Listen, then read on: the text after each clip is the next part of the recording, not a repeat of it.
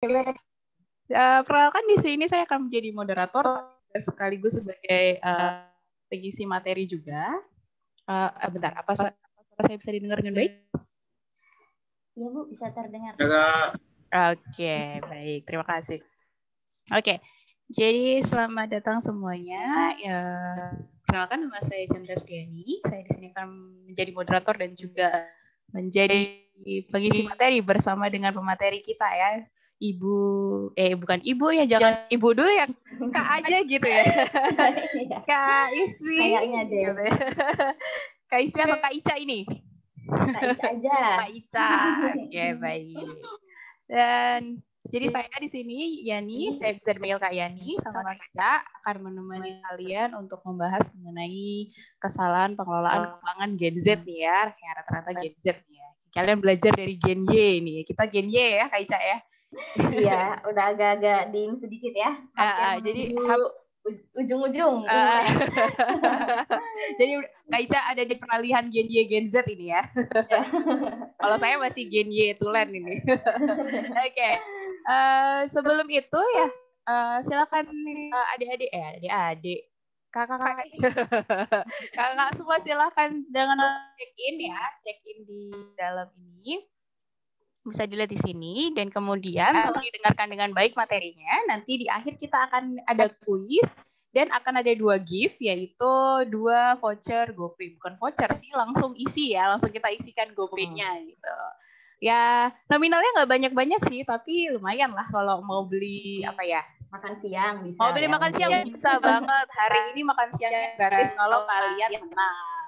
Nih ya, jadi 2 orang dengan nilai tertinggi nanti di kuis itu akan kita kasih voucher GoPay. Dan kemudian tapi ini syaratnya adalah non ITK partisipan ya. Jadi kalau misalnya ada yang ITK ya kita gugurkan, kita ambil yang bawahnya gitu. Oke. Kita kenalan dulu sama yang akan mau memberikan bukan materi ya. Kita bukan lecturing di sini ya Kak Ica ya. Bukan. Kita di sini sharing. Jadi kita di sini sharing. Betul sekali. Kita di sini sharing. Jadi adik-adik sekalian, tolong ini kalau mau dibuka mic-nya nggak apa-apa ya, nggak masalah gitu. Jadi soalnya kita di sini tipenya sharing, kita bakal tanya-tanya juga. Kita kalau kalian punya pendapat juga boleh diutarakan ya. Oke, kenalan dulu. Tadi sudah kakak kenalkan namanya, nama kakak Yani ya. Dan kemudian perkenalkan kakak di S1-nya di Teknik Kimia di National Cheng Kung University Taiwan tahun 2009 sampai tahun 2013. Sudah lama kan ya? Udah ketahuan umurnya berapa nih? Dan masih kelihatan ini kok muda. Masih kelihatan muda ya. Oke, S2-nya ambil banting setir dari Tekim ke TL, ke Teknik Lingkungan. Tapi tetap di universitas yang sama, di kampus yang sama di Taiwan. Dan kakak ambil keahlian pencemaran udara dan bidang minatnya memang ada di pengendalian pencemaran udara dan climate change sebenarnya. Oke, Kak Ica, silakan kenalan. Oke, jadi assalamualaikum semuanya teman-teman yang ada di sini. Perkenalkan, nama saya Isma Herumis Aryani, tapi bisa dipanggil Ica ya, biar kita lebih akrab. Jadi dipanggilnya Kak Ica aja cukup. Jadi saya S1-nya itu di Istanbul Technical University. Kalau ada yang pernah dengar Istanbul atau Turki mungkin ya kan? Mungkin beberapa tahun yang lalu sempat hits beberapa film Turki atau mungkin kalian ada yang berkesempatan mungkin pernah berkunjung atau jalan-jalan ke Turki gitu kan. Nah, jadi saya S1 dan S2-nya itu tuh sama, saya setia pada teknik lingkungan. Jadi dan juga setia pada kampusnya ya. Jadi saya juga S1 dan S2 di kampus yang sama, Istanbul Technical University. Jurusannya juga teknik lingkungan. Saya lulus 2019, lulus S2-nya. Jadi mungkin bisa ketebak juga ya umurnya berapa. Dan keahlian saya itu berada di limbah padat atau mungkin kalau misalnya kita tahu itu di sampah ya lebih tepatnya. Bidang minatnya juga berada di pengelolaan limbah padat atau pengolahan sampah seperti itu. Mungkin cukup perkenalannya dari Saya terima kasih, Kak Yani. Oke. Terima kasih. Ada yang mau ditanyakan dulu soal kita nggak nih? Atau nanti aja ya? Kita bahas materi dulu Iya, kali boleh ya. disimpan gitu ya pertanyaannya. Dan kita di sini boleh disimpan. benar-benar hanya sharing, bukan yang kita nanti mengajar yang serius terus mikir gitu, enggak ya. Jadi kalian bisa having fun di sini, bisa tanya-tanya bebas, oke? Oke deh. Sekarang kita bahas dari yang pertama nih ya, Kak. Nah, ada yang tahu YOLO dan FOMO nggak? Kira-kira adik-adik. Ada yang tahu YOLO dan FOMO nggak? Boleh di on mic ya? Ada yang tahu YOLO? FOMO? Ada nggak kira-kira yang tahu YOLO? Halo? Harusnya pada tahu ya, YOLO dan FOMO. Sini pada tahu sih, ini motonya Gen Z ya, Gen Y ke atas sebenarnya. Iya, sebenarnya. Cuman ya pasti ada beberapa mungkin yang tahu. Silahkan kalau ada yang tahu. Ada yang tahu YOLO, FOMO? YOLO hidup cuma sekali. Oke, siapa yang tadi yang jawab? Siapa namanya? Salwa. Oke, dari mana, Dek? Samarinda, Kak. Oh, dari Samarinda. Oke. YOLO, you only live once ya. Jadi kamu hidup cuma sekali. Oke. Kalau moto FOMO ada yang tahu? Ada yang tahu nggak? Apa ya, Kak? Padahal ini fotonya Gen Z ya. Oke, kita langsung aja. Nah, YOLO itu you only live once ya. Kalau FOMO itu fear of missing out. Nah, dua moto ini biasanya akan dibawa orang Gen Y sama Gen Z. Jadi mereka pasti berpikirnya adalah you only live once lah. Jadi kita mikirnya gimana, bukan nanti harus bagaimana ya, tapi nanti ya gimana nanti lah. Yang sekarang ya sekarang gitu. Kita ngelihatnya cuman ke bagian itu aja. Nah, kalau FOMO itu fear of missing out. Misal kita bahas YOLO dulu deh. Nah, kalau misalkan kita pakai you only live once, itu nggak apa-apa guys. That's really okay gitu ya kalau kamu pakai moto YOLO. Tapi kalau kamu pakai moto YOLO berarti kamu harus sudah mulai memposkan keuanganmu dari sekarang. Jadi kalau misalkan kamu kok di break tadi ya? Iya, kenapa ini? Oh. Kita akan sebentar, kalau gitu kita Oke, nanti kita akan membahas tentang YOLO dan FOMO ya. Ini kita nggak tahu nih kenapa tiba-tiba all breakout room will close gitu. Kita balik ke breakout room, kita balik ke main room dulu ya, Kak ya?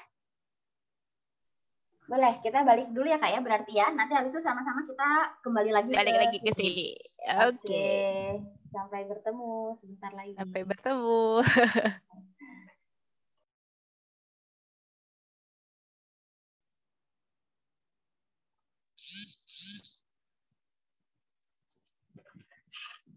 Nah, kita balik dulu. Kalau kalian mau you only live once, moto hidupnya nggak masalah, guys. Jadi karena memang kalian anak-anak Gen Z ya, kita milenial ke atas gitu ya. Kalau mau dulu nggak masalah.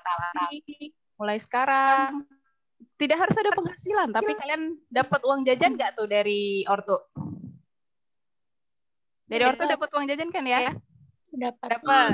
Nah, kalau dapat uang jajan dari ortu, mulai belajar untuk memposkan. Gitu. Ngepost tuh gimana? Misalkan nih, kamu dapat uang jajan 300.000 per bulan. Nah, kamu dapat 300.000 tuh kamu langsung bagi nih. 100.000-nya buat 100.000-nya kita buat jajan. 100.000-nya buat jalan-jalan.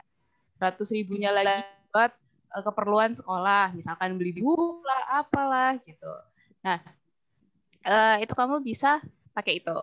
Jadi kamu harus ngepost-postkan. Kalau kamu sudah ngepost-kan, kalau kamu mau YOLO, backing up uangnya tuh sudah ada di belakang. Jadi aman.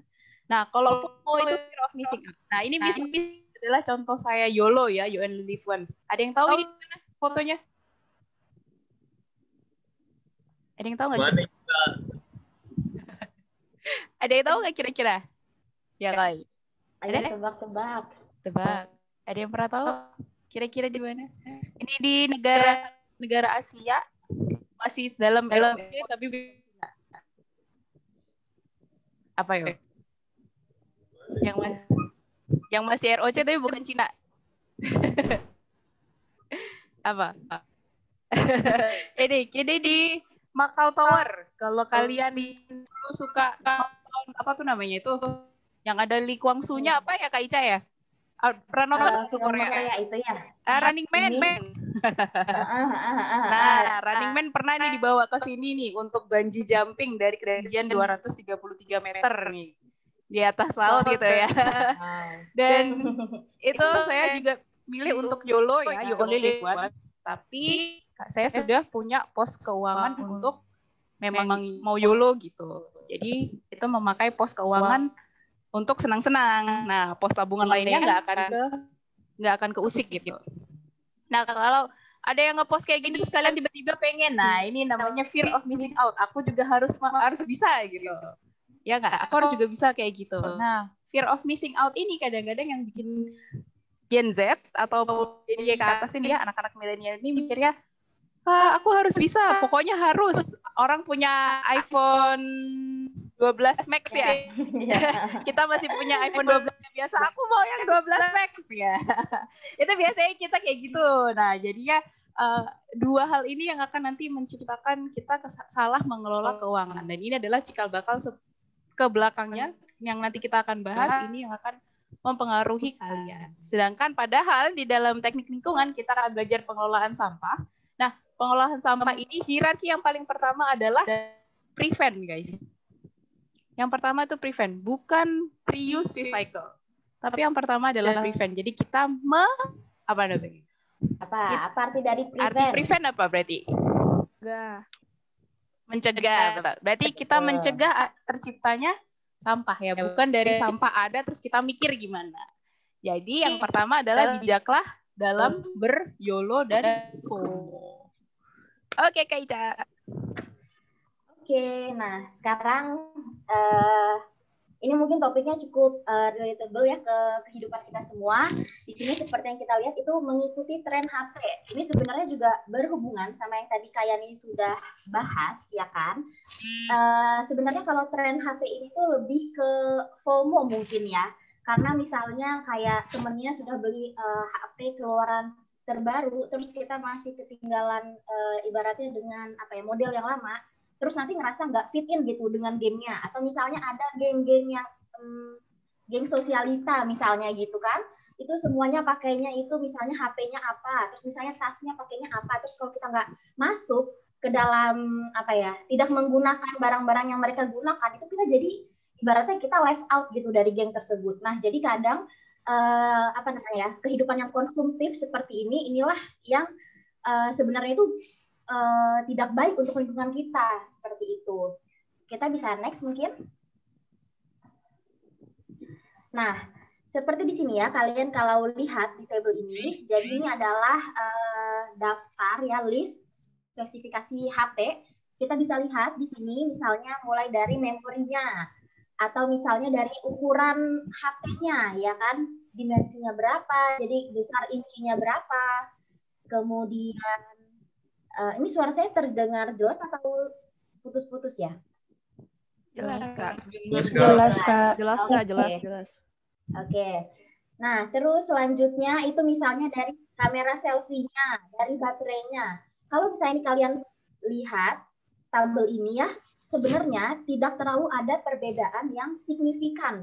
Seperti itu ya. Misalnya kalau dilihat dari dimensinya, atau misalnya dari baterainya gitu, itu tuh sebenarnya tidak terlalu ada yang signifikan. Tapi kalau kita lihat di sini tahun-tahunnya itu di setiap tahun itu rilis HP baru gitu ya kan. Jadi tahun 2018 ada seri baru, 2019 ada lagi. Jadi bahkan mungkin orang-orang itu belum sempat mendapatkan HP yang tahun 2018, tapi di tahun 2019 ini orang-orang udah ganti HP lagi gitu loh. Nah, tindakan konsumtif seperti inilah yang sebenarnya tidak baik untuk lingkungan kita ya. Balik lagi sih, terlepas dari misalnya ya udah kan gue nih yang punya uang, kayak urusan mau apa, gue yang beli HP gitu sebenarnya ya kan. Nah, kita bisa lanjut lagi. Nah, sekarang saya mau tanya di sini, saya ingin jawaban dari kalian. Kita lihat pertanyaan di sini ya. Fitur apa yang menjadi pertimbangan kalian saat beli HP? Tolong dijawab. Fitur apa sih? Misalnya nih ada HP keluaran baru gitu. Atau misalnya kalian mau beli HP nih. Kalian tuh nyari apa sih di HP tersebut? Kan bisa beda-beda. Memorinya, Kak. Memori Terus habis itu sama ya, RAM-nya, Kak. RAM-nya.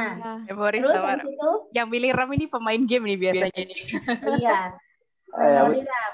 Gak ada nih yang misalnya Baterai, kameranya Kak. bagus lah, selfie-nya gitu. Baterainya yang awet, Kak. Baterainya yang awet. Oke, belum ada yang jawab kamera nih ya. Kamera selfie bagus Kak, nggak perlu pakai filter gitu. Wah, ternyata Nggak ada. enggak Kak sekarang. Oh, berarti sekarang mikirnya lebih ke baterai sama memori ya. Wow, interesting. Benar-benar. Oke, nah sekarang nih kita lihat ya, saat kamu beli HP ya kan, apakah kamu itu beli, ini kan saya yakin nih kalian punya HP nih semuanya ya kan, terus tiba-tiba keluar nih HP X nih ya kan, spesifikasinya cakep gitu, terus kira-kira kalian misalnya mau membeli HP tersebut itu karena kalian perlu atau kalian FOMO sih? Misalnya nih, kira-kira kalian ada apa ya, ada pilihan seperti itu gitu, ada kasus seperti itu, kalian kira-kira beli karena kalian memang perlu atau kalian FOMO aja? Perlu. Memang Perlu. perlu, emang perlu ya. Gitu. Karena misalnya mungkin memorinya lebih besar gitu. Iya, yakin ya. Berarti bukan karena aduh nanti kalau ngumpul-ngumpul masa iya HP aku HP negara X gitu, sedangkan mereka negara Y gitu. Enggak ya? Enggak gitu. Enggak. Oke, bagus dong berarti. Nah, terus pertanyaan terakhir. Ketika kalian membeli HP ya kan, apakah kalian itu sebenarnya membandingkan fitur-fitur yang ada di HP tersebut atau misalnya kayak benar-benar dipikirin gitu kan, oh kayaknya yang ini deh, oh kayaknya ini, atau asal ya udah asal ada baru yang keluar langsung minta ortu. Nih, yang mana nih? Dipikirin dulu, Kak. Pikirin dulu. Dipilih. Dipikirin dulu berarti ya. Pikirin Kak, Dipikirin. kalau bagus kan bisa buat pakai lama gitu. Oh gitu, wah bagus ya. Jawabannya di sini bijak-bijak sekali ya ini teman-teman. Bagus, ini Gen Z bijak berarti kan? Iya, kebetulan alhamdulillah ya. Oke, jadi seperti itu ya. Mungkin kita bisa next Kak.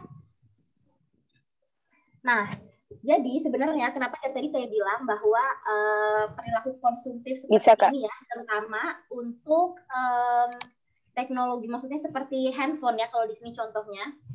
Jadi seperti yang kita ketahui, handphone itu kan termasuk e-waste, ya kan? Sekarang saya mau tanya dulu ke kalian, e-waste ini di sini tuh adalah apa? Elektronik waste. Iya, betul. Electronic waste ya, atau bahasa Indonesianya mungkin kita tahu sampah elektronik, ya kan? Sampah elektronik itu adalah apa? Ya, pada dasarnya sampah, limbah atau limbah yang berdasarkan dari peralatan elektronik. Macam-macam ya. Handphone, televisi, kulkas, ini peralatan dapur di rumah kalian, hampir seluruh peralatan yang ada di rumah kalian, peralatan rumah tangga itu tuh adalah alat elektronik. Seperti itu. Kalau misalnya kita perhatikan ya, di sini permasalahannya itu apa sih mengenai limbah e-waste ini atau limbah sampah elektronik? Kita bisa lihat di sini untuk negara Indonesia, di sini tertulis 1618 ya kan? KT di sini kiloton ya artinya. Jadi kalau misalnya kita lihat di sini, maksudnya itu adalah produksi e-waste itu untuk negara Indonesia itu adalah 1618 kiloton ya kan, atau untuk per kapita itu tuh sekitar 5 kilogram. Dan yang paling bahaya di sini adalah kalau kita lihat yang ini ya ada 0%, terus ada gambar bulat panah gitu, tapi itu adalah artinya recycle ya. Kalau recycle itu artinya daur ulang, bisa kita bilang seperti itu. Jadi untuk negara di ini Southeast Asia ya, untuk 3 negara ini, Indonesia, Thailand, dan Filipina, tingkat untuk daur ulang limbah elektronik itu bukan sedikit lagi, tapi tidak ada, 0% ya. Jadi tidak ada sedikit pun limbah elektronik yang misalnya kita udah pakai HP, itu kan misalnya aduh HP-nya udah nggak bisa dipakai nih, rusak nih, baterainya udah bocor, beli baru deh. Akhirnya kan si HP tersebut itu menjadi sampah ya, kita bisa bilang. Nah, di Indonesia ya, terutama itu tuh tidak ada fasilitas atau misalnya kebijakan untuk menanggulangi si sampah-sampah elektronik ini. Jadi tidak ada yang namanya nanti daur ulang atau misalnya penggunaan kembali, itu tuh tidak ada gitu. Nah, sedangkan kita bisa lihat di sini produksi e-waste ya, produksi sampah elektronik itu tuh cukup banyak. Nah, inilah yang menjadi permasalahan kita. Jadi kita nih ibaratnya bisa bilang konsumtif sekali, tapi kita tidak memikirkan nih ke depannya seperti apa gitu. Mungkin kita bisa next.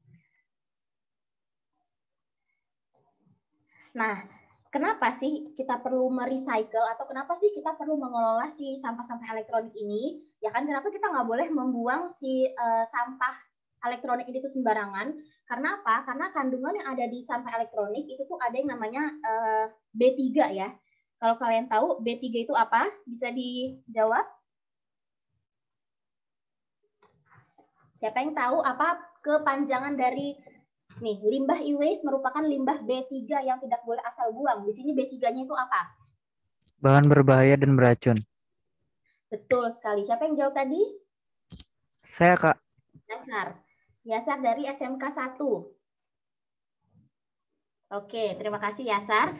Jadi betul ya, bahwa e-waste ini atau sampah elektronik itu mempunyai bahan berbahaya dan beracun. Seperti apa misalnya kita bisa lihat, itu ada merkuri, ya kan? Ada timbal. Terus ada di sini PBDE sama PBB, ya kan? Di mana sebenarnya pada dasarnya ini tuh kandungan B3 ini tuh berbahaya ya bagi lingkungan dan juga bagi manusia. Kalau kita misalnya melihat secara detail seperti ini, merkuri itu apa? Dapat meracuni manusia, gitu. Dapat merusak sistem saraf otak. Kita bisa lihat di sini ya. Timbal juga memberikan efek ya dampak buruk bagi perkembangan otak anak, seperti itu. Terus di mana sih misalnya kita bisa menemukan senyawa-senyawa ini gitu kan?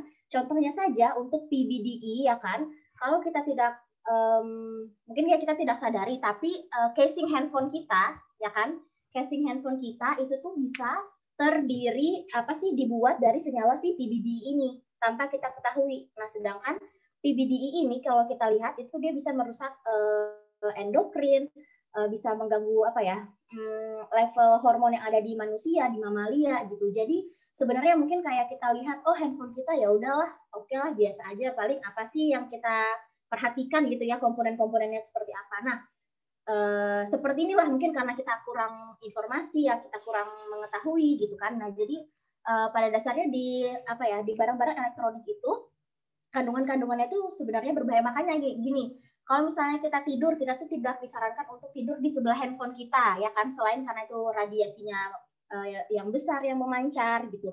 Terus apa ya? Itu kandungan-kandungan senyawa tadi yang ada di handphone kita nih untuk membuat casing HP kita yang ada di dalam baterai kita itu tuh yang berbahaya untuk kesehatan manusia. Makanya kita kalau misalnya tidur tuh paling nggak dijarakin misalnya sekitar 1 meter gitu ya, jarak handphone sama kita. Apalagi kalau misalnya tidur sambil main HP dulu, lihat Instagram, lihat YouTube, terus ketiduran, terus di sebelah kita nih handphone ya kan, di telinga kita. Nah itu tuh sangat tidak baik gitu. Oke, mungkin cukup kali yang tentang e-waste sepertinya ya. Oke, terima kasih. Nanti mungkin kalau ada pertanyaan bisa kita tanya jawab di akhir sesi. Oke, terima kasih Kak Ica. Yang berikutnya ini adalah tidak mengatur itinerary saat bepergian.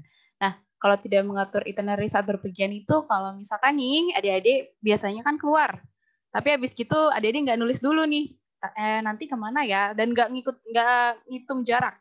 Kalau sini ke sini mana dulu atau sini. Udah pokoknya pergi aja lah. Nanti ingat apa, beli apa, baru beli gitu. Biasanya seperti itu. Nah, gerak impulsif yang bolak-balik itu secara nggak sadar kalian itu akan menguras bensinnya. Bensinmu itu akan semakin terkuras. Nah, kemudian yang ketiga adalah ini adalah motor kalau bisa naik motor kenapa sih harus jalan atau sepedaan gini. Ini yang Kak Ica juga alamin ya, Kak. Jadi kita di Taiwan sama di Turki kita biasa untuk jalan kaki ya, Kak ya. Benar banget. Mau tanjakan curam, mau turunannya tuh kayak bentar lagi kita terguling gitu ibaratnya, tapi ya kita jalan kaki. Kita tetap jalan kaki atau sepedaan gitu ya kalau saya di sana. Iya, dan kita udah biasa dengan hal itu ya. Dan di ITK pun karena jaraknya antar gedung itu lumayan ya, dan kita biasa aja jalan.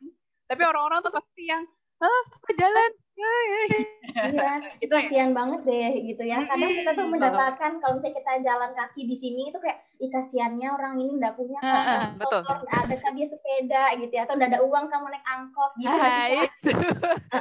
Iya Gitu. betul. Kalau di sini kita jadi ini orang kasihan banget gitu ya. Apalagi kalau cewek ya jalan gitu.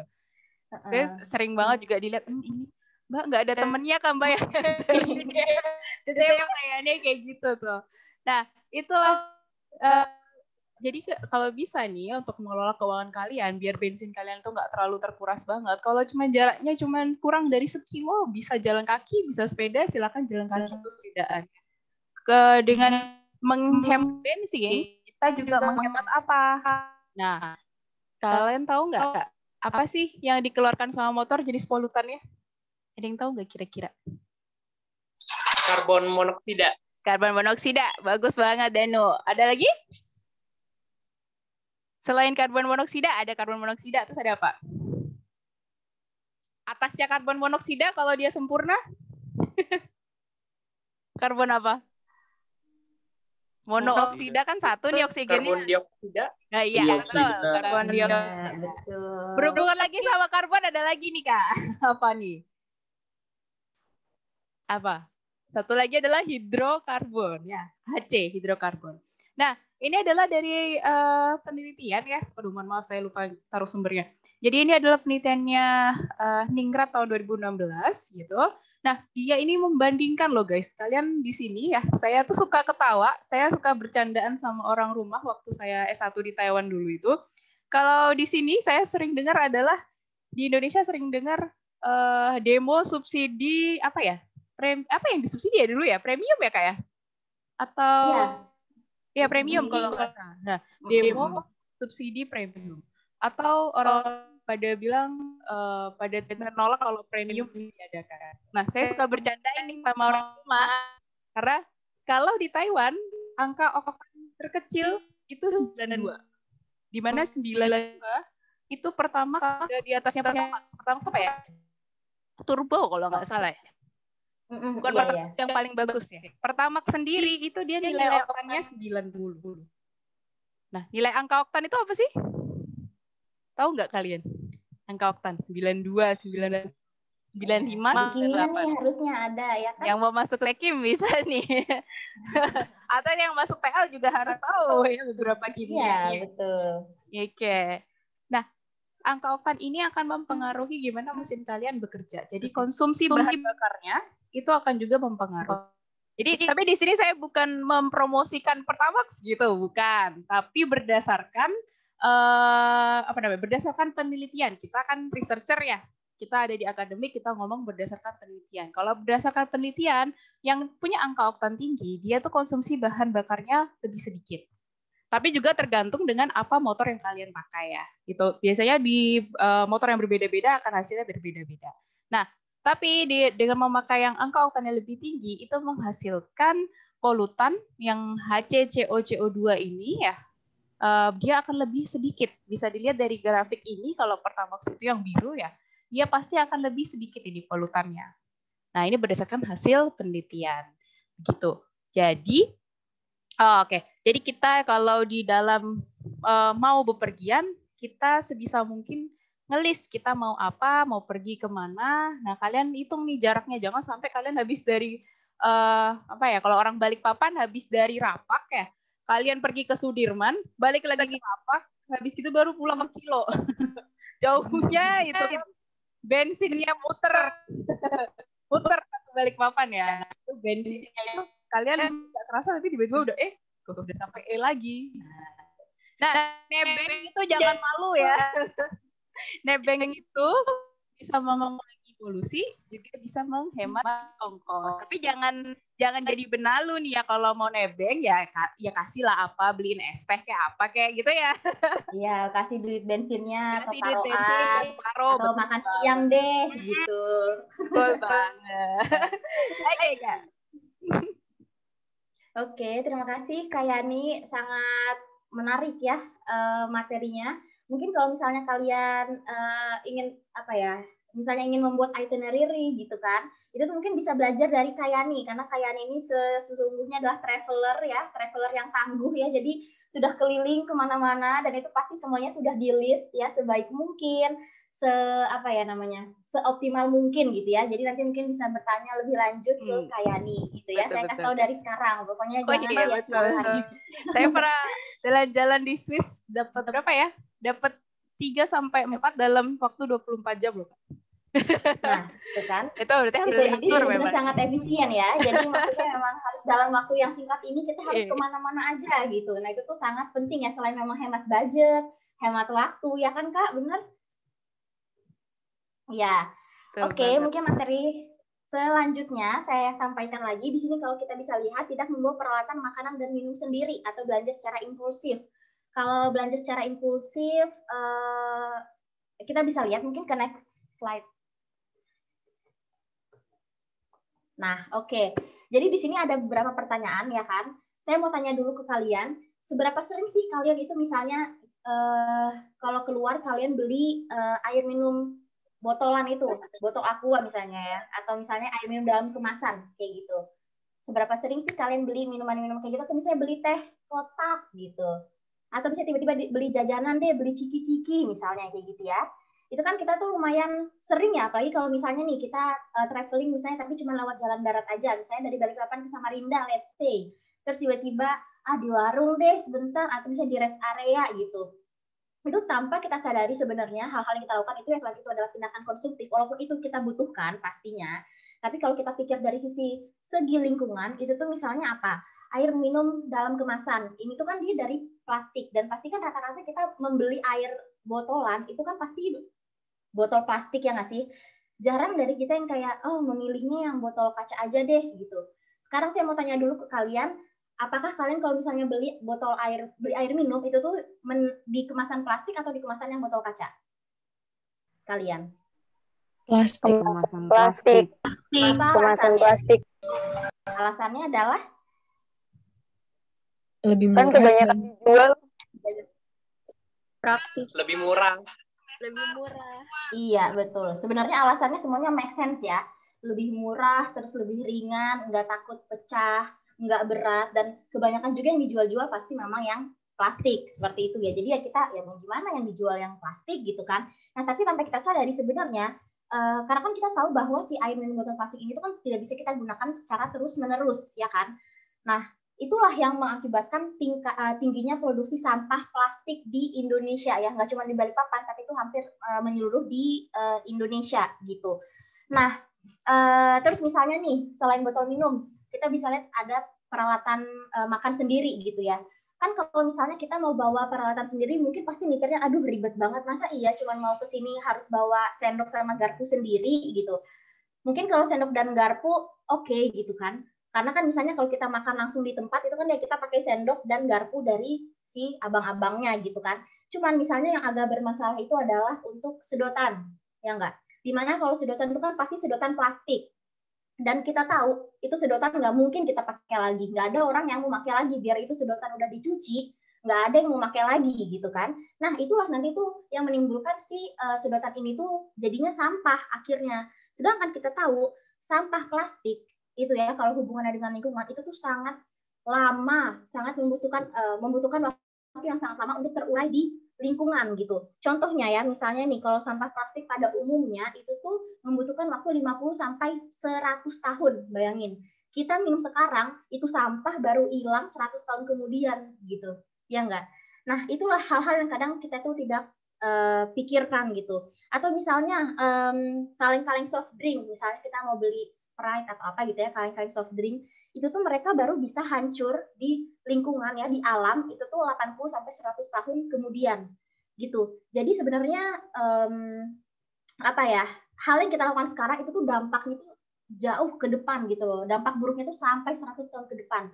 Nah, terus kalau misalnya tindakan yang konsumtif itu tuh pernah nggak sih, misalnya terutama untuk cewek-cewek gitu kan yang agak suka impulsif belanja gitu kan, kalau ke toko-toko lucu, terus misalnya kayak ngelihat, ih ini lucu deh gitu, tanpa kita tahu sebenarnya kita tuh butuh nggak sih barang itu gitu. Misalnya akhirnya kayak beli cuman karena berdasarkan lucu, pernak-pernik, terus tiba-tiba kita pulang ke rumah, terus karena kita buka lemari, ternyata ada barang yang sama, cuman beda warna gitu loh. Kan kadang sering banget gitu ya, beli botol minum misalnya. Udah punya nih botol minum, atau misalnya baju, atau mungkin pernak-pernik pajangan-pajangan yang unyu-unyu gitu. Padahal kita udah punya. Cuman karena, aduh lucu, udah deh nggak apa-apa, lagi diskon juga deh gitu. Nah, itulah tindakan-tindakan konsumsi seperti inilah yang memicu nanti akhirnya barangnya jadi nggak dipakai, nanti jadinya dibuang, ntar jadinya rusak sendiri nggak dipakai gitu loh. Nah, inilah yang memicu permasalahan sampah di Indonesia. Kalau bisa kita lihat di sini ya, permasalahannya adalah Kota Balikpapan, kalian bayangkan ya, untuk Kota Balikpapan sendiri penghasilan sampah per hari. Per harinya itu tuh sekitar 458 ton. Bayangkan itu baru dari Balikpapan. Dan di mana hampir 15%-nya itu tuh merupakan sampah plastik. Nah, itulah makanya tadi saya bilang, kalau misalnya kita bisa berpergian, kita bisa bawa botol minum sendiri, walaupun kelihatannya kayak, aduh kok ribet banget ya bawa botol minum sendiri, atau misalnya kayak bawa sendok makan sendiri, atau misalnya bawa sedotan sendiri gitu. Tapi apalagi gini ya, untuk keadaan pandemi seperti ini, untuk kita membawa itu sendiri, itu tuh pasti akan lebih lebih aman gitu ya, lebih hygiene gitu, lebih steril ya. Kita juga ikhtiar sih ya, maksudnya kita nggak tahu ya kita bisa kena dari mana aja, tapi ya itulah usaha-usaha kecil yang kita bisa lakukan, yang itu tuh akan sebenarnya usaha kecil yang sangat berdampak. Kalau kita lakukan itu tuh sangat membantu lingkungan kita ibaratnya gitu. Nah, di sini saya akan kasih sekilas pengolahan sampah di Turki ya. Jadi kalau misalnya kalian bisa lihat di sini di sebelah kiri di Turki itu tuh udah sangat umum. Kalau kalian lihat ada kotak seperti ini. Kalau misalnya di sini kita lihat, nih saya mau bilang ya, perhatikan baik-baik di gambar ini tuh namanya gizi kumbarase ya. Di mana sebenarnya kalau kita artikan satu-satu, gizi itu sebenarnya baju gitu loh, apa ya? Pakaian. Kumbara itu artinya tabungan. Jadi makanya atau celengan arti sebenarnya. Jadi ini sebenarnya kalau kita bisa lihat ini celengan baju kalau kita artikan ya kan.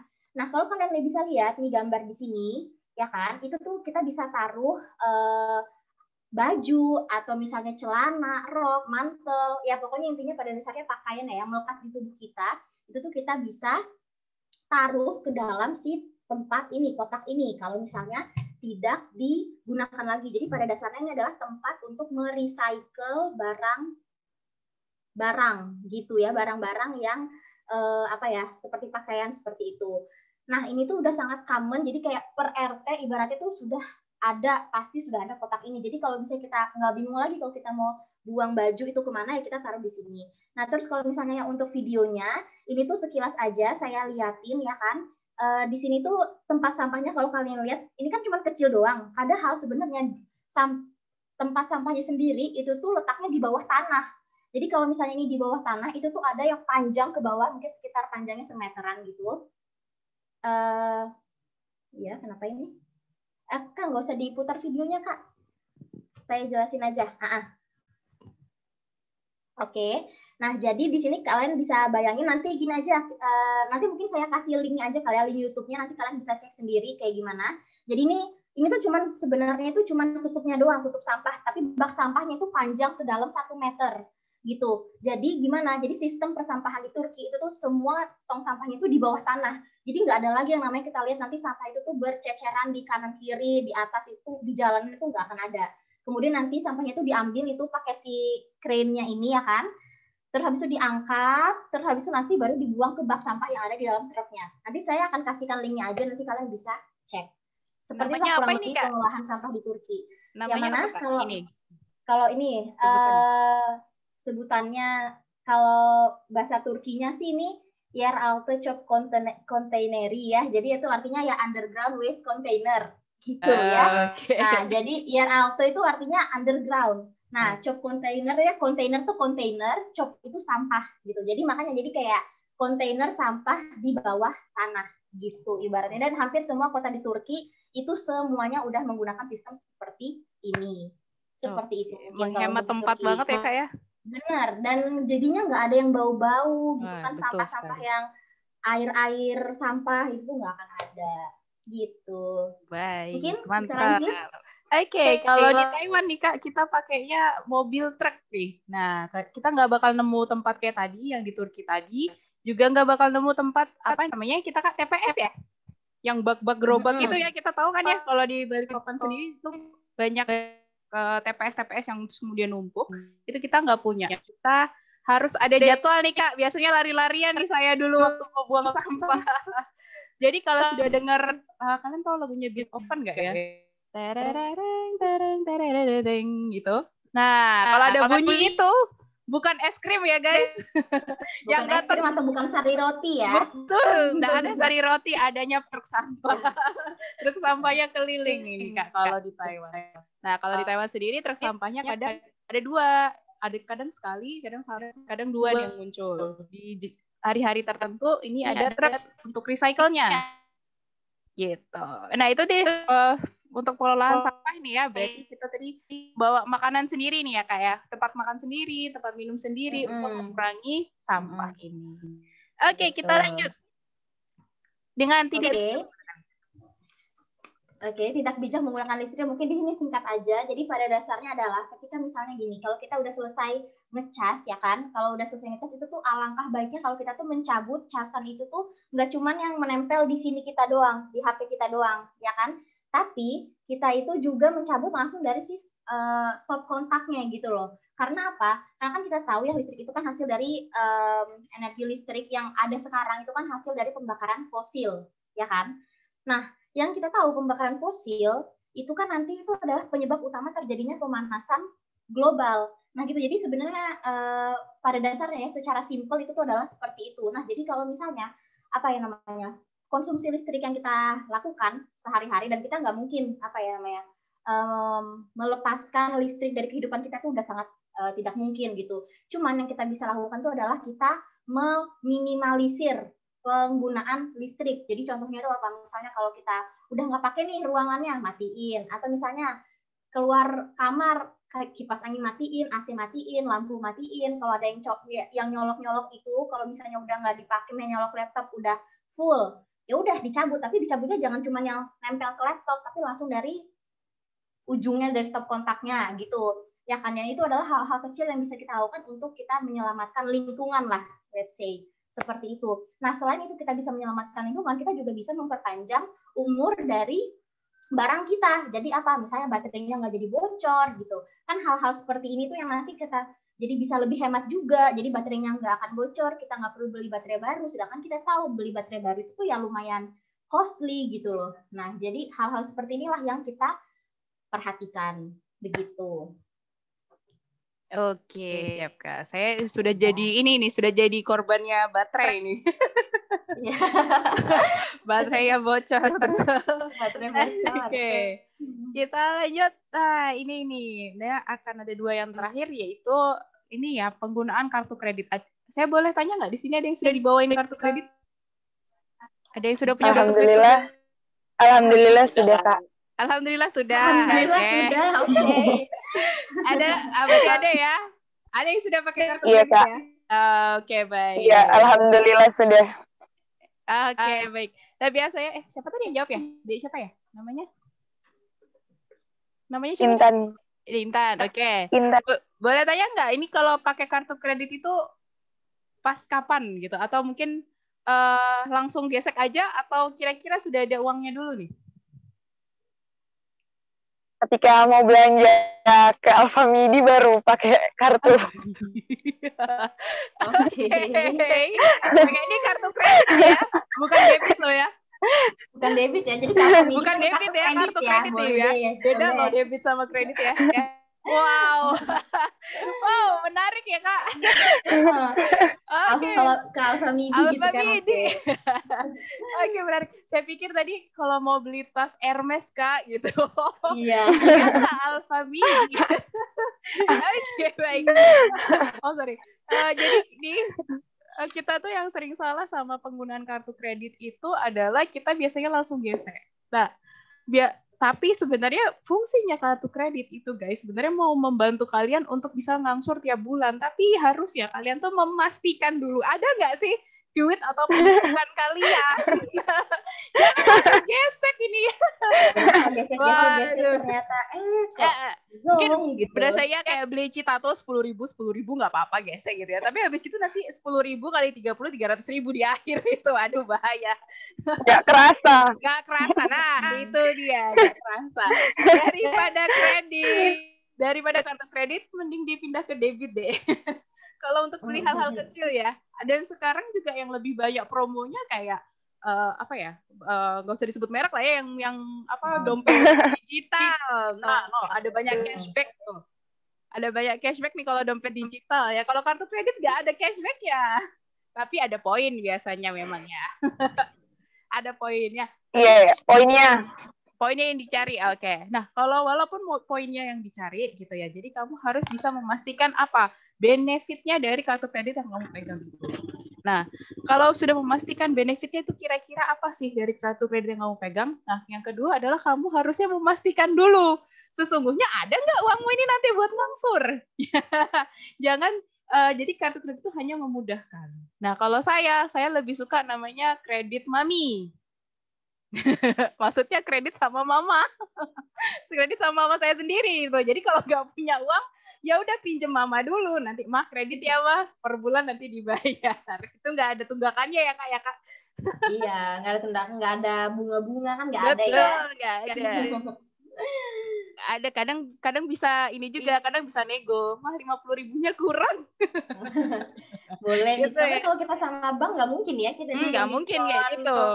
Nawar nego-nego kan. Betul sekali. Dan saya nggak suka ya kartu kredit itu mesti dikejar-kejar lah di akhir, walaupun sebenarnya udah disiapin nih. Sebelum tanggalnya mesti telepon aja nih kapan mau dibayar. Jadi makanya saya udah nggak mau pegang kartu kredit saya. Oke, jadi dari kita balik yang pertama tadi ya, diposkan keuangannya. Diposkan itu seperti apa yang tadi saya bilang nih, kalau kamu dapat uang 300.000, jangan 300.000 kamu bilang uangku 300.000, jangan. Jadi kamu harus punya mindset 300.000, 200.000 itu bisa kamu pakai. 100.000-nya itu harus langsung masuk tabungan. Nah, tabungannya terserah. Nah, jadi nanti kalau misalkan kamu nih kamu mau foya-foya lagi, uangku cuman udah dari 200.000 aja yang kamu kurangin. Yang 100.000 jangan diotak-atik, kecuali kamu memang benar-benar butuh. Gitu ya. Jadi dipos-poskan. Jadi sejak saya punya penghasilan sih sebenarnya, dari kecil sih. Dari kecil ada ini ya, ada uang jajan juga, tapi sejak saya punya penghasilan sendiri, itu langsung pos. Jadi misalkan dapat 1 juta nih, 1 juta, saya nggak pernah memindsetkan diri saya punya 1 juta.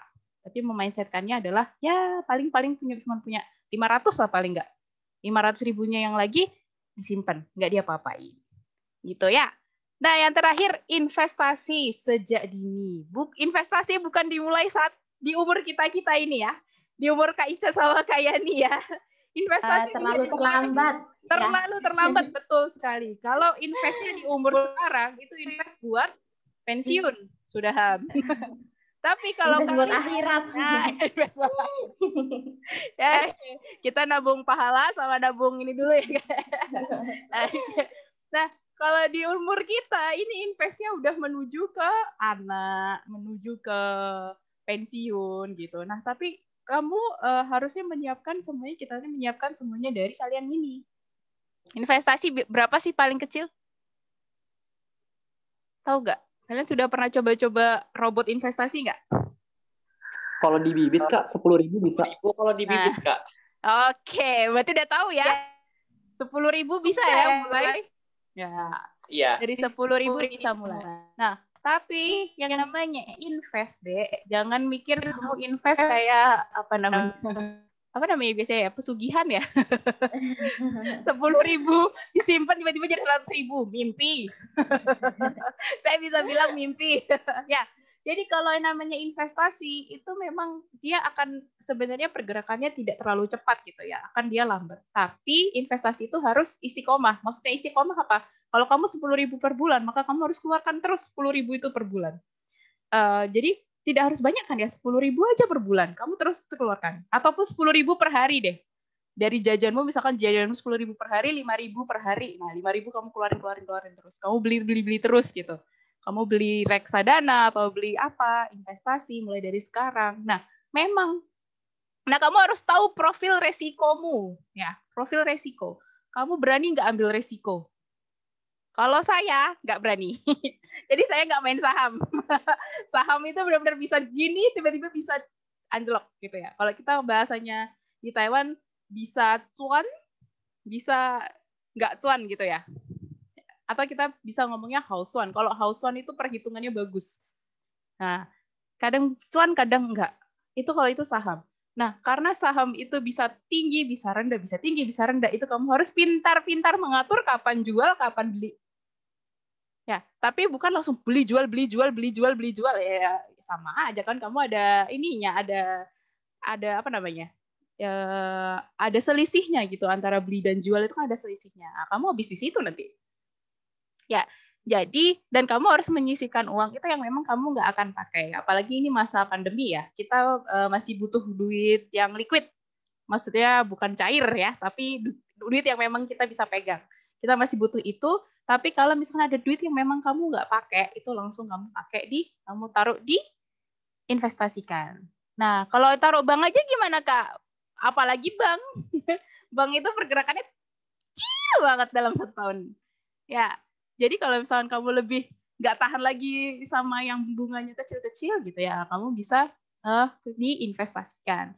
Nah, investasi yang misalkan kita yang Muslim, kita juga bisa cari investasi yang syariah gitu. Syariah juga masih banyak gitu sekarang gitu. Investasi syariah ada, buat yang investasi biasa yang nggak apa-apa gitu. Terserah kalian ya, kalian bisa pikirkan sendiri tergantung profil resikonya. Dan jangan sampai kita ikut investasi bodong gitu ya. Kemarin ada ini nggak Kak, dengar Kak? Kemarin saya yang paling itu adalah menghasilkan duit dari nonton iklan atau nonton video.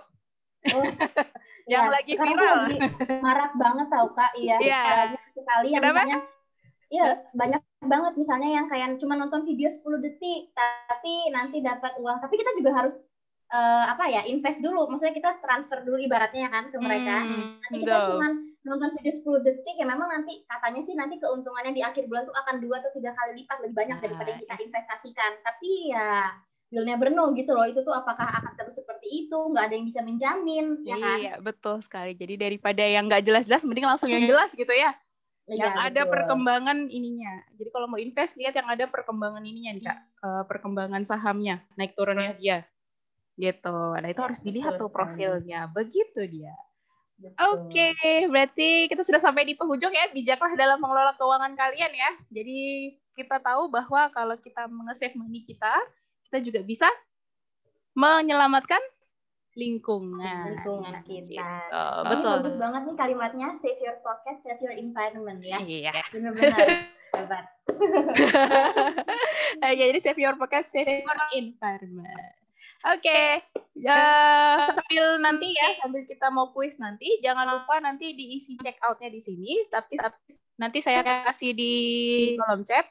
Nah, sekarang kita buka Q&A. Kalau nanti kita nggak bisa jawab di sini, ataupun kita nggak ada waktunya, kalian boleh ke IG-nya Enviro_ITK ya. Boleh DM di situ, nanti kita akan jawabin di situ. Gitu ya.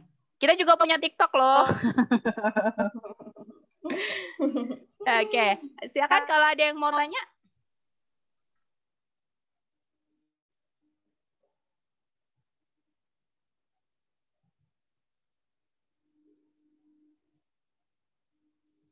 Ada yang mau tanya? Di sini teman-teman memang kan sekarang lagi pada kelas berapa nih SMA-nya? 12. Kelas 12 ya? Hampir semua kelas 12 ya? Ada kelas 10 gitu. tadi. Ada kelas 10 juga ya? Gitu. Apakah memang tertarik misalnya ke teknik lingkungan, misalnya udah ditetapkan nih, atau kayak masih mencari-mencari dulu deh gitu, cari yang mana yang kira-kira enak gitu?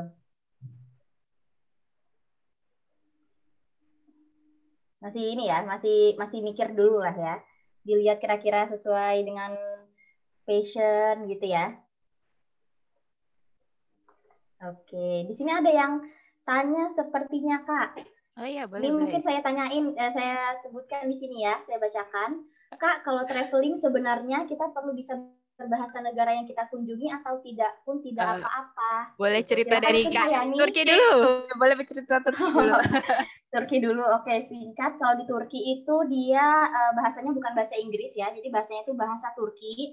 Walaupun kalau misalnya kita tuh kan gini, biasanya kalau ke Turki itu kan intinya ke daerah-daerah yang touristic place ya, ke daerah-daerah yang sering dikunjungi oleh turis-turis. Kalau misalnya kalian sering lihat ke Istanbul misalnya, atau misalnya ke Kapadokia. Kalau kalian tahu Kapadokia itu yang balon udara tuh, balon udara ya kan, terbang naik balon udara. Nah itu kan biasanya tempat-tempat seperti itu banyak turisnya. Nah orang-orang yang ada di situ di daerah turistik itu tuh bisa bahasa Inggris, nggak masalah. Cuman kalau misalnya untuk kalian misalnya mau ke market atau misalnya kayak ke tempat tinggal kalian itu kalian mau ke Alfamidi sebelah ibaratnya, yaitu mereka nggak bisa bahasa Inggris kalau kalian bukan tinggal di daerah turistik gitu. Jadi sebenarnya kalau misalnya kita perlu atau enggak, kalau kita bisa ya oke ya, misalnya sekedar misalnya mau nanya jalan atau misalnya nanya harga gitu.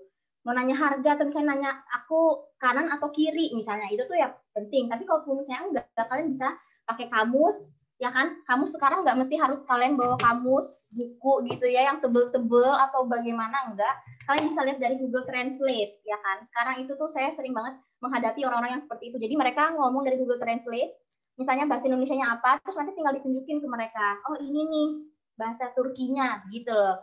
Atau misalnya apa ya, paling mentok-mentok banget ya pakai bahasa isyarat ya. Pakai bahasa tubuh gitu loh, kayak nanya ini harga berapa, bisa dimakan atau bisa diminum gitu. Jadi ya kocak sih, cuman ya seru-seruan aja gitu kan jadinya.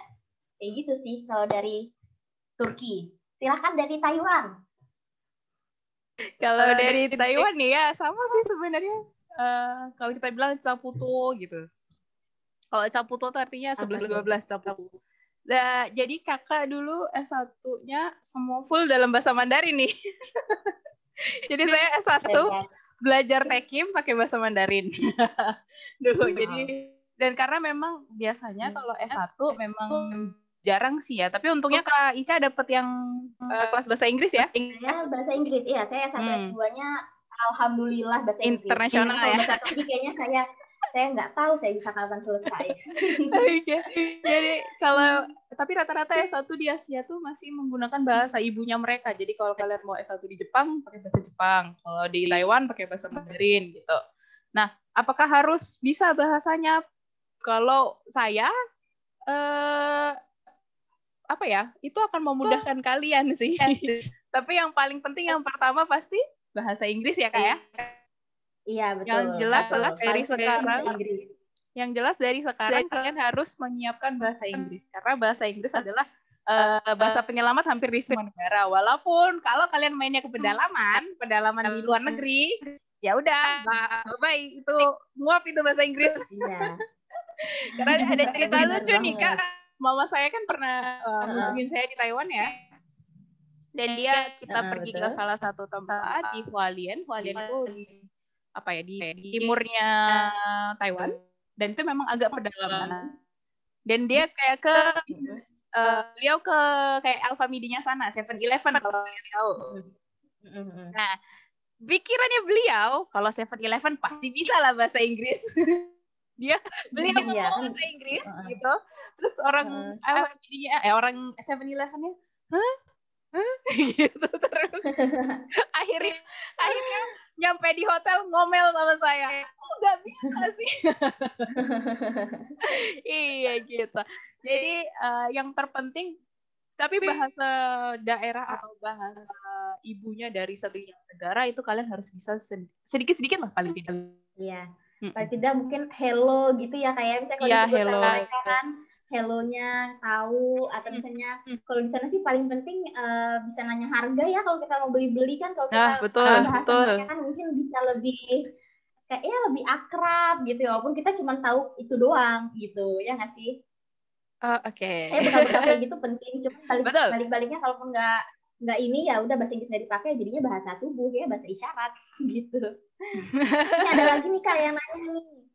Izin bertanya, kalau untuk dari Dahlia Arista, untuk masuk teknik sendiri persyaratannya apa saja sih Kak, atau nilai untuk masuk teknik kira-kira berapa? Mungkin bisa dijawab. Persyaratannya ya tetap nilai UTBK ya Kak. Tapi untuk keketatannya dan sebagainya sebenarnya ada di TK Virtual Expo, tapi nggak apa-apa nih, saya sharekan di sini sebentar. Tapi ada nggak? Ntar ya, saya bukakan dulu. Mungkin Kak Ica bisa cerita dulu nih teknik atau jawab yang kedua dulu.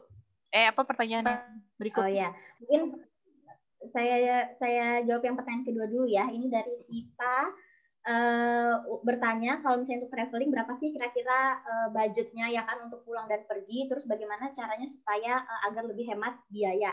Nah, itu balik ke tadi yang sudah dibahas oleh Kak Yani, itu kita harus buat itinerary-nya. Jadi misalnya apa, udah jelas nih ya kita, jadi bukan sekedar kalau misalnya kita ibarat misalnya mau ke tour Turki ibaratnya gitu ya misalnya nih. Terus kayak udahlah ntar pokoknya yang penting sampai sana dulu deh, ntar kalau ntar sampai sana ya sewaktunya ada aja deh gitu. Nah, itu tuh yang bikin jadi over budget bisa-bisa gitu kan. Atau ya udah deh ntar tanya deh siapa yang kira-kira sedapatnya deh orang yang mau nemenin kita jalan gitu. Nah, itu kan semua nggak di planning ya. Jadi bener banget kita tuh harus buat plan kita tuh mau kemana tujuannya. Misalnya nih pertama tour, misalnya mau ke Turki seminggu gitu kan. Udah dibuat nih hari pertama apa tujuannya kemana. Misalnya mau masuk ke museum ABC, dicari tuh di website pasti ada. Museum A harganya masuknya berapa, museum B berapa. Terus misalnya cari tahu juga transportasi di sana itu bagaimana. Terus kalau misalnya mau ini lagi, walaupun gini, kalian bisa cari misalnya di Instagram atau di Facebook PPI gitu ya. PPI kan Perhimpunan Pelajar Indonesia yang ada di PPI Turki, PPI Istanbul, PPI Taiwan gitu. Itu tuh pasti ada. Jadi nggak mesti tanya ke mereka soal mau tentang perkuliahan, tapi tentang seperti itu tuh juga bisa. Kalian tanyakan ke mereka, Kak, saya misalnya di Istanbul mau 5 hari gitu. Kira-kira bisanya kemana aja ya? Kan mereka tuh orang yang tinggal di sana. Mereka pasti tahu di sana. Dan mereka itu kan, let's say misalnya mereka tuh mahasiswa gitu ya rata-rata. Pasti itu tuh nggak mungkin yang pakai nanti, naik taksi kemana-mana gitu. Itu nggak mungkin. Pasti nanti tuh bisa yang benar-benar budgetnya tuh bisa dikontrol. Oh, nanti naik transportasi umum, naik apa gitu. Jadi itu bisa diketahui seperti itu. Nah, makanya jadi nanti budgetnya tuh bisa lebih hemat. Dan itu penting untuk merencanakannya. Seperti itu sih menurut saya. Nanti bisa ditambahin mungkin dari Kak Yani ya setelah penjelasan ini. Tapi kayak 11-12 aja sih sebenarnya memang di ini aja. Pertanyaannya apa ya Pak? Sebentar. Apanya nih? Untuk traveling berapa kira-kira biasanya perkiraannya pada saat pulang pergi? Itu semua tergantung tiket. Maksudnya ya. Pulang pergi ini apanya nih? Apanya dia pulang pergi nih? Oh, biaya keseluruhan nih ya? Traveling kali ya. Biaya keseluruhan traveling. Oke. Nah, kalau anak-anak kayak kita Gen Y ke atas ini biasanya sih sudah ini ya Kak, apa namanya, backpacker. Nah, iya, benar. Kalau backpacker itu memang harus benar-benar punya punya tekad, punya niat, harus berani.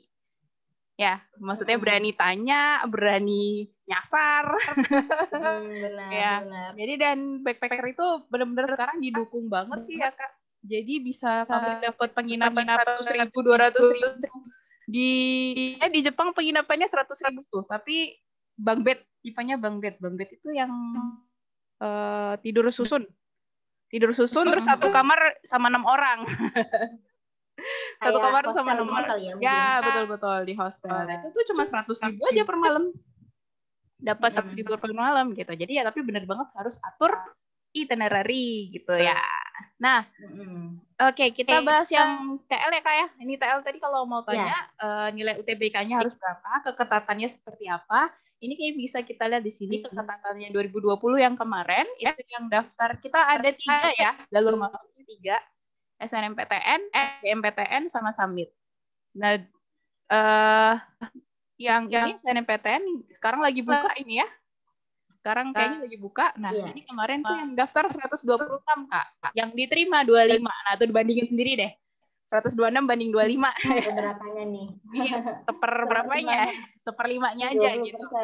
Nah, itu keketatannya kita. Jadi satu orang bisa bersaing sama 5 orang ya berarti gitu. Ininya kayak gitu. Analoginya satu orang berbanding sama 5 orang. Tapi kalau untuk SBMPTN lebih luas lagi ya. Jadi kemarin yang daftar 124, yang diterima 70. Jadi ini 1 banding 1,5 lah. Nah, 1 banding 1,5 lah. Enggak. Jadi 1/2 ya berarti ya? Berarti kayak hampir ya satu orang bisa bersaing sama 2 orang lainnya gitu untuk SBMPTN. Nah, Summit itu jalur mandiri. Jalur mandiri itu apa? Jalur mandiri itu kalau kalian nggak masuk SNMPTN, nggak masuk SBMPTN, kalian masih mau masuk ITK atau masih mau masuk TL, itu kalian daftar lewat jalur mandiri ini. Gitu. Nah, kuota penerimaannya sekarang misalkan kita ada 100 ataupun 200 kalau dari lihat dari sini berarti 100 mahasiswa ini ya. Jadi 100 mahasiswa itu kalau dari SNMPTN kita terima 28 orang sekarang. Kalau dari SBMPTN 48% ya dari 100 yang daftar nanti gitu. Dan kemudian submit-nya kita terima 4% aja. Gitu.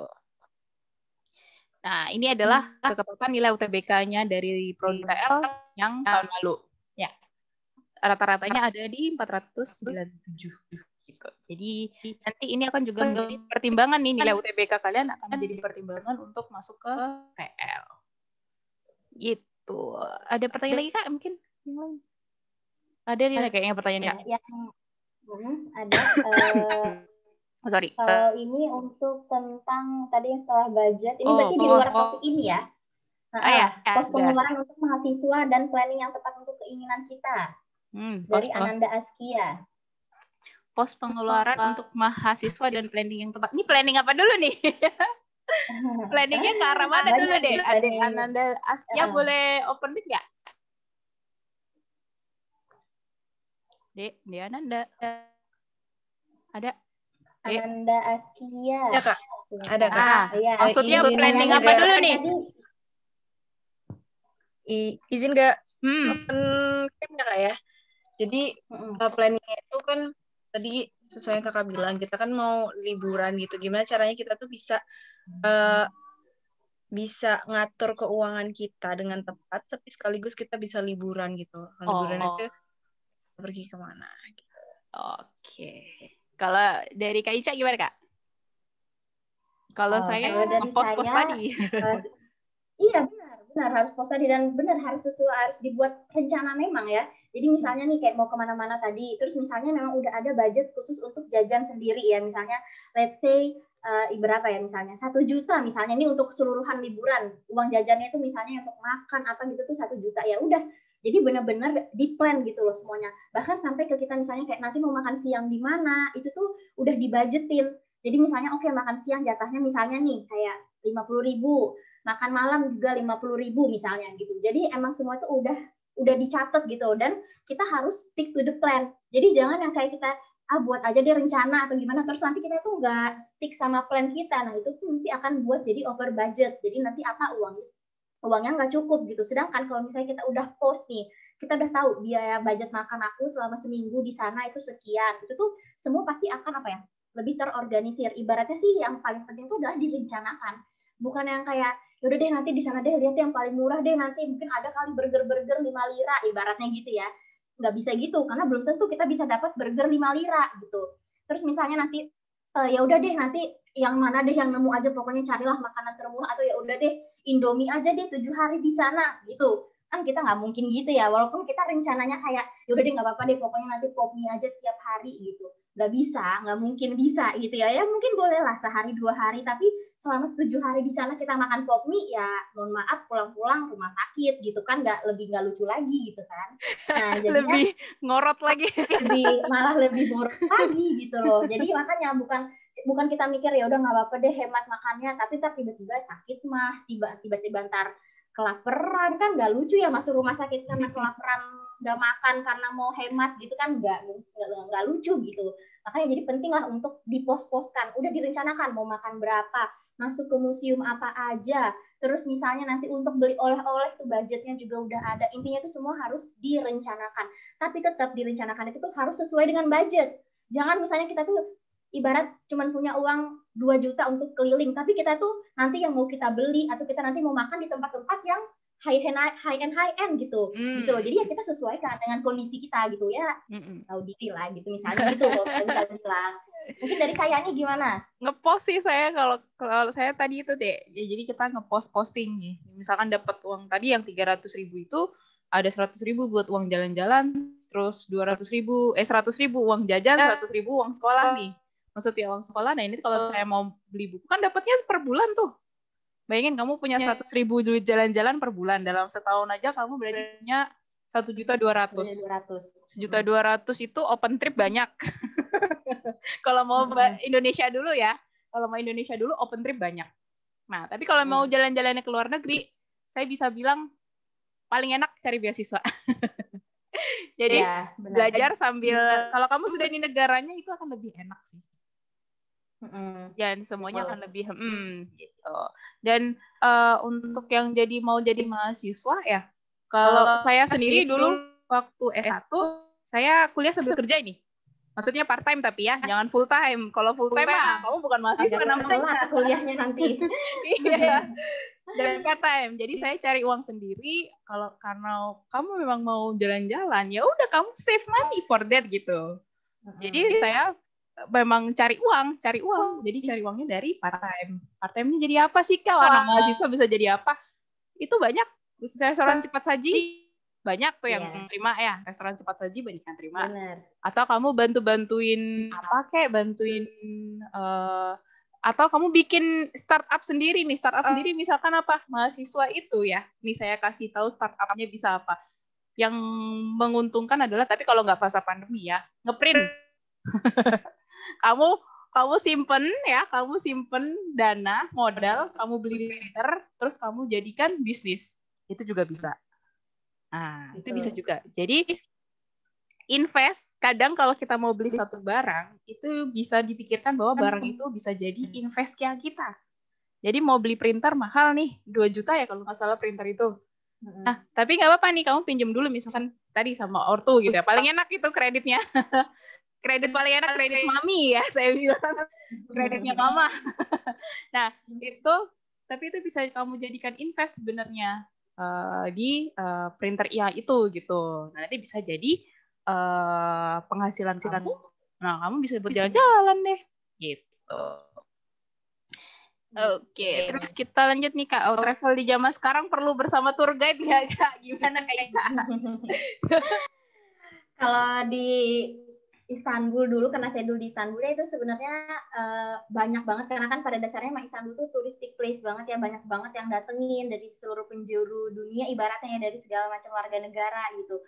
Nah, jadi memang harus atau tidak, ya tidak harus pastinya ya, kalian punya pilihan untuk tidak memakai tour guide gitu. Nah, bagaimana kalau misalnya pakai tour guide? Oke, pertama misalnya budget pasti akan lebih mahal ya, karena kan kita harus membayar mereka. Terus kalau misalnya kita pakai travel, kan sudah dibuatkan travel sama mereka, ibarat kita cuma kasih uang, beres deh gitu, ikut kemana aja, transportasi ada, makan gampang, tempat tinggal gampang gitu. Tapi ya satu sisi pasti lebih mahal daripada kalau misalnya kita yang buat sendiri nih itinerary kita gitu.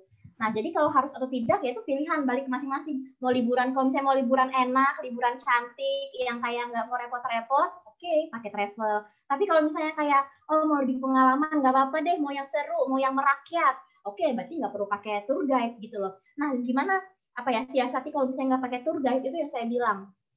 Bisa hubungi PPI ya, yang kalau kita tahu itu tuh PPI negara tersebut. Minta tolong ke mereka.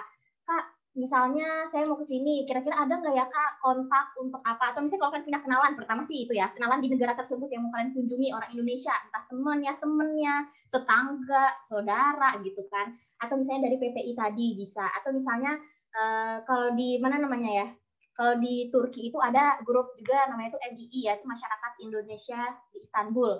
Nah, jadi itu nggak cuma pelajar, itu tuh semua yang pekerja-pekerja semua tuh tergabung di grup itu. Nah, itu kalian bisa tuh kontaklah si grup-grup yang ini tadi. Kalian bisa tanya ke mereka, minta tolong ke mereka bagaimana, atau mungkin mereka bahkan yang bisa menjadi tour guide kalian. Jadi kalian nggak mesti membayar ibaratnya professional tour guide.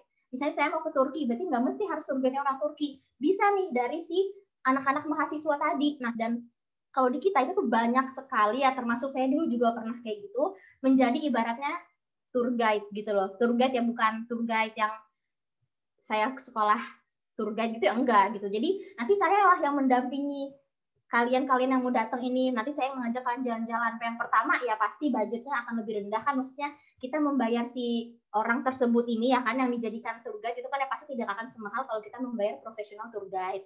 Terus misalnya lebih enak juga karena apa? Karena kan ngomongnya komunikasinya bahasa Indonesia. Nah terkadang tuh ada tour guide yang nggak bisa berbahasa Indonesia, bisanya hanya bahasa Inggris gitu. Jadi bisa disiasati dengan cara kayak gitu. Kita cari tahu orang yang tinggal di sana seperti apa, kita kontak, kita minta tolong ke mereka. Itu kalian punya pilihan itu. Tergantung balik lagi budgetnya ditentukan kalian yang tahu berapa, kalian mau liburannya ibarat liburan enak atau enggak gitu loh. Itu semua balik ke pilihan masing-masing. Gitu sih kalau dari saya. Gimana kalau dari Kayani? Kalau dari saya lebih suka nggak pakai tour guide sih. Saya nggak suka digiring-giring. Iya, dan tahu kan ya kalau ikut tur digiring-giring kesini. Bener. Terus misalnya ayo cepet-cepet kita misalnya kita masih apalagi nih orang Indonesia itu kan suka foto-foto ya. Terus suka belanja terus tiba-tiba kita belum kelar belanja tapi kita udah diburu-buru ini cepet gitu. Kalau di permasalahan tour guide ini saya lumayan bisa dibilang lumayan paham sedikit karena saya pernah berkecimpung di dalamnya. Jadi saya tahu sekali bagaimana sistem travel, sistem perturgaitan itu tuh saya cukup paham gitu. Okay. Nah, jadi ya ada kekurangan dan kelebihan kalau misalnya kita pakai travel seperti itu. Balik lagi ke preferensi masing-masing maunya tuh seperti apa. Okay. Ya kan, Kak? Iya, oke. Nah, yang mau ikut sesi 2 boleh nggak apa-apa ya? Silakan itu apa. Bentar. Kita bahasnya yang tadi mata kuliah apa saja yang sulit atau menantang selama kuliah di TL. Selama di TL apa yang paling sulit ya? Kalau saya sih nggak ada nih. Kalau Kak Ica apa Kak? Kalau saya sebenarnya sih ya bukan yang sulit gimana, cuman masalah tertarik atau enggak sih maksudnya ya. Karena kalau saya sendiri memang dari awal itu saya memang minatnya itu ke daerah yang maksudnya ke persampahan gitu. Nah sehingga jadi kalau misalnya materi ibaratnya nih kita bisa bilang tentang pengolahan air gitu, bukannya susah atau nggak ngerti atau gimana, tapi ya memang agak kurang tertarik gitu loh, misalnya kita bisa bilang karena saya bidang minatnya itu di bagian sampah, tapi tetap maksudnya dibilang susah juga enggak, jadi sebenarnya itu balik ke masalah preference masing-masing seperti itu. Jadi kalau yang menantang sendiri sebenarnya sih kita bisa bilang in general tuh di semester-semester akhir, karena apa? Karena pelajaran itu semua udah tentang desainnya enggak Kak? Jadi misalnya nih kalian mendesain tentang pengolahan sampah gitu ya, jadi misalnya mulai dari sampah yang ada di rumah kalian sampai nanti dibawa ke TPA, terus nanti desain dari si TPA-nya sendiri, itu kan nanti kalian yang akan buat kalau misalnya kalian itu kuliah di teknik lingkungan. Gitu. Jadi pelajaran-pelajaran seperti itu yang menantang. Masalah sulit atau enggak itu tuh sebenarnya balik ke pribadi masing-masing ya. Maksudnya kalau kita belajar yang nggak ada yang nggak mudah gitu loh maksudnya. Jadinya saya tahu sih ini klise, tapi maksudnya emang kayak gitu ya. Gitu. Nah terus kalau misalnya, jadi menurut saya menantang tuh yang pelajaran akhir-akhir pastinya, udah bagian desain karena kan itu ibaratnya kayak pelajaran tugas besarnya lah ya. Itulah yang kalian akan lakukan nanti kalau kalian lulus dari teknik lingkungan ya, pekerjaan seperti itulah yang akan kalian lakukan gitu. Itulah yang menantang. Desain bisa desain untuk air limbah kah, desain untuk sampah, desain apapun. Itu yang cukup menantang kalau menurut saya. Iya, gitu. Betul sekali. Nah, Oke, jadi itu udah pertanyaan terakhir nih Kak. Kita sekarang langsung ke kuis nih ya untuk memperebutkan 2 voucher GoPay. Iya. Oke, silakan masuk ya ke ini bisa ada di chatnya juga. Ada di chat box, kalian bisa ada lihat chat itu box, ada bisa masuk. Kayani kirimkan linknya, kalian bisa masuk. Atau bisa lihat di joinmyquiz.com, enter code-nya ini. Kita tunggu 5 menit aja langsung kita mulai ya nanti. Iya. Untuk yang belum bisa check out, gimana ya? Yang belum bisa check out nggak apa-apa deh nanti soalnya. Nanti mungkin kita minta panitia untuk share link check out-nya lagi ya untuk yang sesi 1 di ini kan ada Telegram grupnya ya. Iya betul. Oke. Kita tunggu 2 menit lagi deh ya. 1 menit lagi aja deh ya. 1 menit lagi. Yang belum join, silahkan join dulu.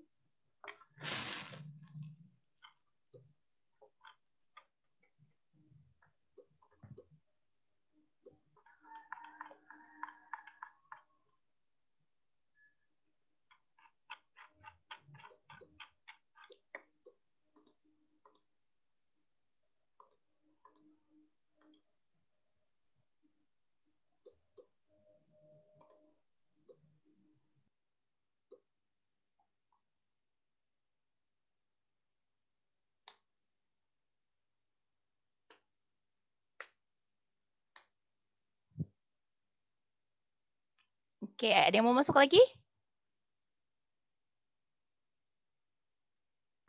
35 orang sekarang. Oke, 35 orang. Ada yang mau masuk lagi nggak nih? Ada yang masuk lagi? Nggak ada mungkin ya, sudah ya. Oke, kita hitung mundur ya. Oke, 10, iya. 9, 8, 7, 6, 6, 5, 4, 3, 2, 1. Kita mulai ya. Oke.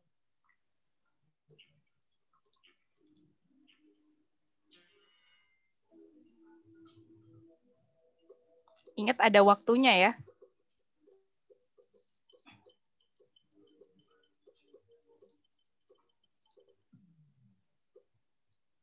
Oke.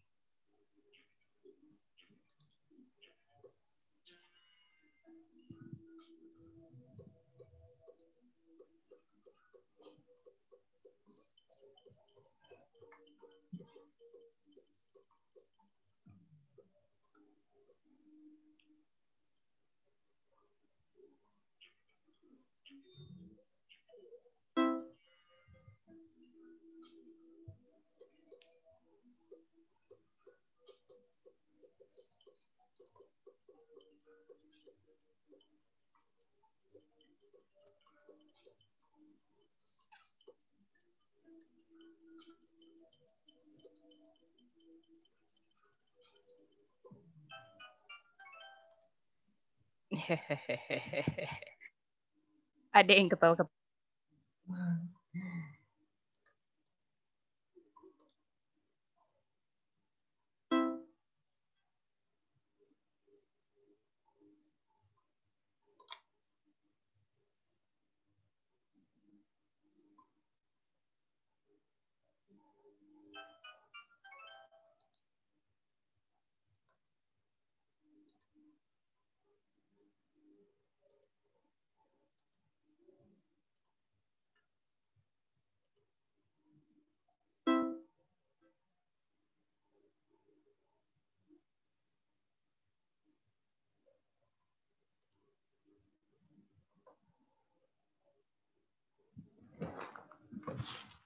Ayo, apa itu?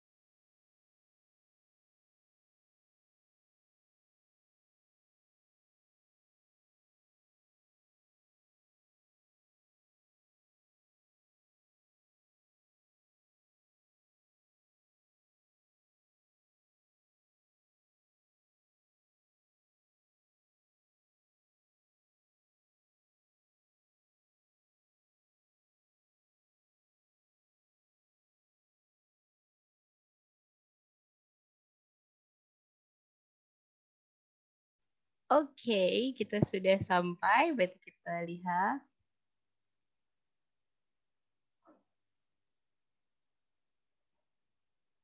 Yang mana nih leaderboardnya ya?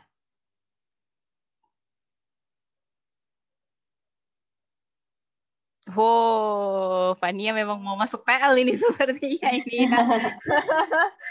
Oke, selamat buat Fania Anggraini sama Nofri Ramadan. Boleh chat pribadi dari Zoom ini ke kakak, ke moderator ya. Tolong chat nomornya. Nanti untuk dikirimkan Nah, GoPay. untuk kirim Nofri ada Nofri di sini? Nofri Ramadan ada? Ada Kak. Nofri ada, oke. Ya, Nofri. Mana nih namanya? Tolong chat pribadi ke saya moderatornya. Maksudnya chat dari Zoom ya. Kemudian Fania masih ada? Fania? Oh ya, Fania sudah. Ada ya. Oke, selamat Fania. Makasih Kak. Oke, selamat. Dan Nofri juga. Oh, Nofri dari Mandua ya? Mandua Samarinda ya? Oke, baik. Selamat semuanya. Selamat atas 2 orang tadi yang sudah dapatkan 2 voucher GoPay. Habis ini saya kirimkan. Nanti tolong tinggal di sini sebentar ya, karena untuk konfirmasi apakah sudah sampai atau belum GoPay-nya. Nah, tolong jangan dilihat nominalnya ya, tapi nominalnya bisa buat beli itu kok, beli makan siang hari ini kok ya. Oke, baik. Terima kasih untuk Kak Ica. Terima kasih sekali sudah bagi materi di sini. Terima kasih buat adik-adik sekalian yang tetap bertahan di sini sampai terakhir ya. Semoga apa yang kita sampaikan ada hikmahnya buat kalian bawa pulang gitu ya, ataupun ada gambaran lagi, misalkan teknik lingkungan itu ya belajarnya ya sekitar itu tuh. Pengelolaan waste, pengelolaan pencemaran udara, pengelolaan apa-apa. Jadi kita nggak main sampah doang ya, nggak main. Kita mainnya dokumen lingkungan juga main gitu. Jadi jangan dibilang teknik lingkungan sama dengan pengelolaan sampah doang. Biasanya gitu tuh Kak ya. Oke, baik.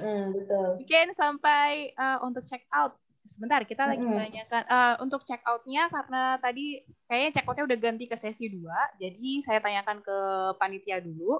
Nah, nanti kalau misalkan kalian belum bisa check out, sebentar ya.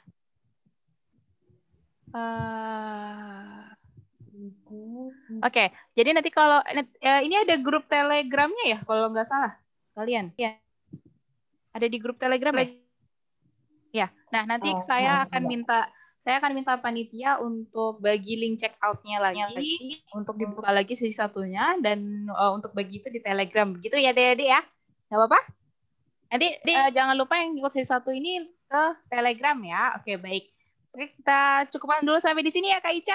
Terima kasih banyak, Kak Ica. Iya, Terima kasih banyak, adik-adik. Sama-sama. Sukses buat UTBK-nya.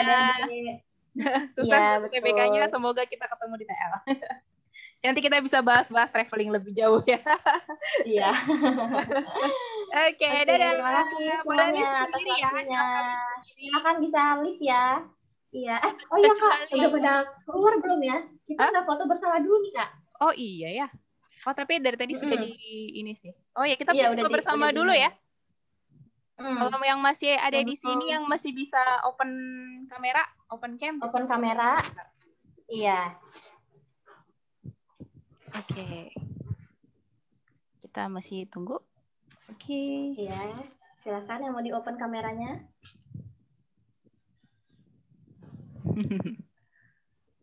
Oh, ini dia Nofri ya.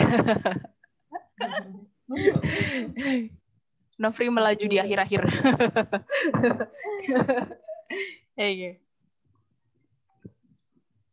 Oke. Udah ada lagi yang mau nyopen? Ya, oke. Oke, terserah ya, gayanya boleh mau gini. Nggak tahu gayanya anak sekarang apa ya? Bebas. Kalau saya tahu gaya TikToknya begini nih.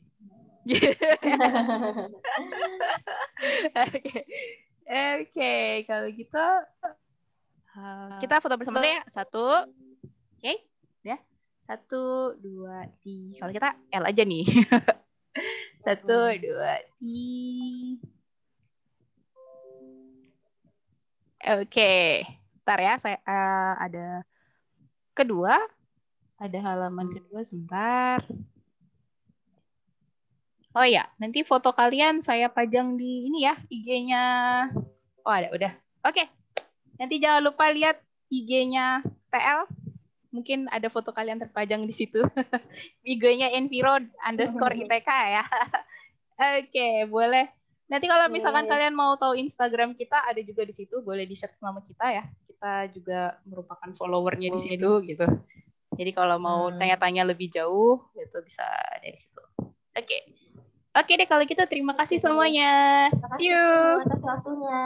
Sampai berjumpa di lain waktu. Makasih banyak, Kak. Sama-sama. Sama-sama. Semoga bermanfaat. Terima ya, kasih. yang kita sampaikan. Sama-sama. Oh iya, untuk Kak, Nofri izin, sama Les. Fania bentar ya.